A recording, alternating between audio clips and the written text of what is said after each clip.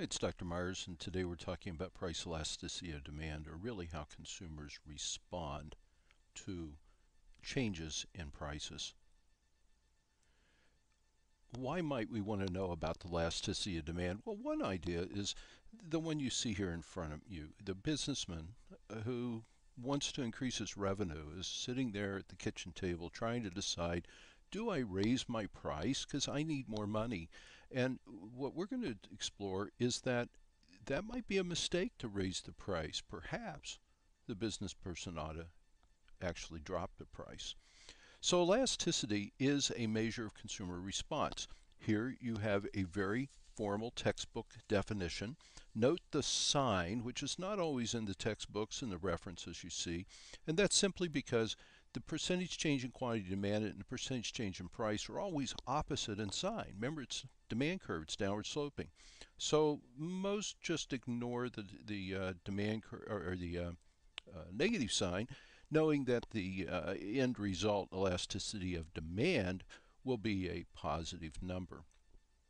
If we rewrite it as there in the middle, what we have is that the percentage change in quantity demanded, let's call that the response, is directly related to the stimulus, and that is the price change. So if our businessman drops price, there's a certain elasticity of demand or responsiveness of the consumers. Will they buy more or will they buy less? So what happens if we raise price by 10%? And the answer is it could rise or it could fall. It could be a negative change in revenue as we raise price because we're moving along an inelastic demand curve, or it could be an increase in revenue because we're moving along an elastic demand curve. Here's a picture that you probably will see from your text and other resources.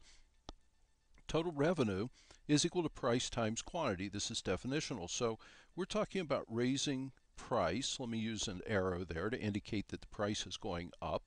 And we want to know if quantity falls a little bit or if it falls a lot. Well, if it falls a little bit, there's not much response. Total revenue is going to follow price and it's going to increase. If quantity, on the other hand, falls a great amount relative to the price, total revenue is going to fall. Now, if we look at this, we do so in percentage terms, remember, but the real question is, do we lose more customers than we keep? The customers we keep, of course, pay our higher price. You'll note also from the resources that you're using that all the points along the demand curve above this solitary unitary elastic point here in the middle are elastic, and everything below is inelastic, saying that along a straight line demand curve, higher prices, as you go up in prices, demands become more and more elastic. Let me demonstrate this very quickly for you. We have the elasticity of demand, ignoring the negative sign, is percentage change in quantity over the percentage change in price. But this is the change in quantity over Q bar that comes from the midpoint formula, and change in price over P bar, that is the average price, the average quantity, not the actual, we're going from $10 to $20, you know, what was the base, 10 or 20? No, it's halfway in between, 15.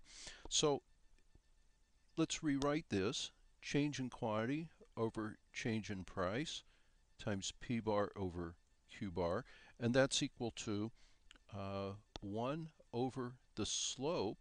The slope's the rise over the run, you know, the change in the price over the change in the quantity, times what I like to call position. So since what you're looking at has a constant slope, the position is all that determines the elasticity. But it's actually both of these because, of course, slope can change along the demand. And I want to tell you more about this in part 2.